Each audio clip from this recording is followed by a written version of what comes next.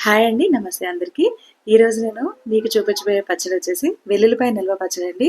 ఇది చాలా మందికి తెలిసే ఉంటుందండి. ఈ ప్రాసెస్‌లో ఒకసారి మీరు కూడా ట్రై చేయండి. ఎలా ఉందో కామెంట్ చేయండి. దీనికోసం ఇలా లావుగా ఉండే వెల్లుల్లిపాయలు తీసుకోండి.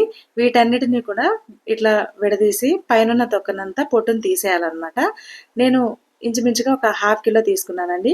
బట్ మీకు వెయిట్‌లో కాకుండా కొలతలతో నేను ఈ పచ్చడి చూపిస్తాను. మీరు ఎప్పుడు కూడా పెట్టకపోయినా సరే ఈజీగా పెట్టేస్తారు. ఇలా మనం ఒలిచేసుకున్న తర్వాత ఒక బౌల్ తీసుకొని అందులోకి ఈ ముక్కలనేవి కొలుచుకోవాలన్నమాట. వెల్లుల్లిపాయ మనం ఒలుచుకున్నవి.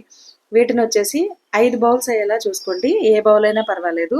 నేను చెప్పే కొలతలకి మీకు పెద్ద బౌల్ అయినా, చిన్న బౌల్ అయినా 5 అయ్యేలా చూసుకోండి. ఈ వెల్లుల్లిపాయ పచ్చడి తినడం వల్ల ఏంటంటే మనకి కొంచెం కొలెస్ట్రాల్ ప్రాబ్లమ్స్ ఏమైనా ఉంటే అవి రెక్టిఫై అయిపోతాయి అనమాట. రెగ్యులర్‌గా వెల్లుల్లిపాయ తీసుకునే వాళ్ళు ఇలా పచ్చడి రూపంలో పెట్టుకుంటే రోజు అన్నంలో ఒక ముద్ద తినొచ్చు. 5 కప్పులయినాయి కదండీ వెల్లుల్లిపాయ రెబ్బలు. దీనికి 1 కప్పు కారం, అర కప్పు సాల్ట్ వేసుకోండి. దీంట్లోకి కొద్దిగా మెంతిపిండి, ఒక హాఫ్ టీ స్పూన్ ఆవపిండి వేసుకోండి. ఆవపిండి ఫ్లేవర్ వద్దనుకునే వాళ్ళు దాన్ని స్కిప్ చేసేసుకోవచ్చు. లైట్‌గా కాసి చల్లార్చిన వేరుశనగ నూనె ఉంటుంది కదండీ! పల్లీల నూనె. అది వేసుకోవాలి. 1 కప్పు కారానికి 1 కప్పు ఆయిల్ వేసుకోండి. దీనంతా కూడా ప్రాపర్‌గా ఇలా మిక్స్ చేసి పెట్టుకోండి. ఈ ఆయిల్ అనేది ఈ పచ్చి వెల్లుల్లికి అనేది మంచిగా పడుతుందనమాట. మనకి ఆవకాయ పచ్చడిలో వెల్లుల్లిపాయ ఎలా ఉంటుందో సేమ్ అలానే ఉంటుందండి. తినేటప్పుడు కరకర అంటూ ఉంటుంది కదా! అలానే ఉంటుంది. దీంట్లోకి ఇప్పుడు మనం ఇంకా ఏమీ వేయట్లేదు కాబట్టి వెల్లుల్లిపాయలు ఘాటు ఎక్కువ ఉంటాయి కదండీ! ఆ ఘాటుని బ్యాలెన్స్ చేయడానికి, రుచిని మరింత పెంచడానికి ఇప్పుడు నెక్స్ట్ మనం యాడ్ చేయబోయే ఇంగ్రీడియంట్ ఏంటంటే నిమ్మకాయ. ఈ నిమ్మకాయలు హాఫ్ కిలో వెల్లుల్లిపాయలకి ఒక 2 నిమ్మకాయలు పడతాయండి. ఈ నిమ్మరసాన్ని మొత్తం గింజలు రాకుండా ఇలా మనం ఇందులోకి పిండేసుకోవాలన్నమాట. ఎందుకంటే వెల్లుల్లిపాయ ఘాటు అనేది అందరికీ ఎక్కువ ఘాటు నచ్చదు. తినే వాళ్ళకైతే అలవాటే ఉంటుంది.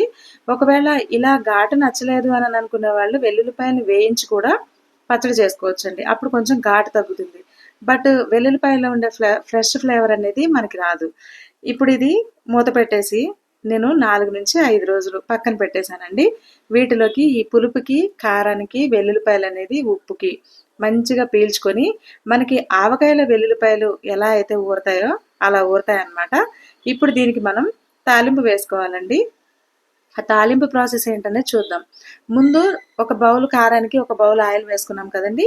ఇప్పుడు హాఫ్ బౌల్ ఆయిల్ తీసుకొని ఇందులోకి పచ్చిశనగపప్పు, ఆవాలు, మినపప్పు, ఒక 2 ఎండుమిర్చి వేసేసుకొని వాటిని ఇలా వేయించుకోండి. తర్వాత ఈ ఘాటుని బ్యాలెన్స్ చేయడానికే ఒక 100 గ్రామ్స్ వరకు చింతపండు లేదా ఒక 2 స్పూన్లు మీ కొలతలతో వేసుకొని ఒక గుప్పెడు కరివేపాకు వేసుకొని తాలింపుని చల్లారబెట్టుకోండి. చల్లారని తాలింపుని మనం కలిపిన పచ్చడి ఏదైతే ఉందో అందులో వేసేసుకోవాలండి. వేసి దీన్ని ప్రాపర్‌గా ఇలా మిక్స్ చేసుకోవాలి. యాక్చువల్‌గా ఈ పచ్చడి ఏంటంటే రెగ్యులర్‌గా వెల్లుల్లిపాయ తినే వాళ్ళకైతే అలవాటే ఉంటుందండి ఈ ఘాటు. ఎందుకంటే మా హస్బెండ్ రోజు 2-3 వెల్లుల్లి రెబ్బలు ప్రతిరోజు మార్నింగ్ తింటారనమాట. ఆయన కోసమని ఈ పచ్చడి నేను ప్రిపేర్ చేశాను. మీరు బీపీ కోసం మందులు వాడేవాళ్ళు గానీ, లేదంటే బ్లడ్ థిన్నర్స్ ఉంటాయి గదండీ! రక్తం పలచబడడానికి మందులు వాడేవాళ్ళు గానీ, యాక్చువల్‌గా అయితే అసలు వెల్లుల్లిపాయ అనేది వాళ్ళు వాడకూడదు. చాలామంది అందుకే ఆవకాయలో వెల్లుల్లిపాయ లేకుండా అలాంటి వాళ్ళే తింటారనమాట. అలాంటివి ఏవైనా ప్రాబ్లమ్స్ ఉంటే డాక్టర్‌ని అడిగి మాత్రమే ఇలాంటివి మనం ట్రై చేయాలండి. ఓన్‌గా మాత్రం ట్రై చేయకూడదు. ఎందుకంటే కొలెస్ట్రాల్ ఎక్కువ ఉన్న వాళ్ళకి కూడా వెల్లుల్లిపాయ అనేది అంత మంచిది కాదు. మనకి కొలెస్ట్రాల్ రాకుండా ఉండడానికి, బాడీలో బ్లడ్ సర్క్యులేషన్‌ని బ్యాలెన్స్ చేయడానికి మాత్రమే వెల్లుల్లిపాయలనేవి మనం వాడుకోవచ్చు. వితౌట్ డాక్టర్ సజెషన్ ఇలాంటి వెల్లుల్లిపాయ పచ్చళ్ళు తినకపోవడమే మంచిది. ఊరే కొద్దీ వెల్లుల్లిపాయల రుచి మరింత పెరుగుతుంది. ఆవకాయలో వెల్లుల్లిపాయలా ఉంటుంది. మీరు కూడా ఒకసారి ట్రై చేసి ఎలా ఉందో కామెంట్ చేయండి. Thank you for watching.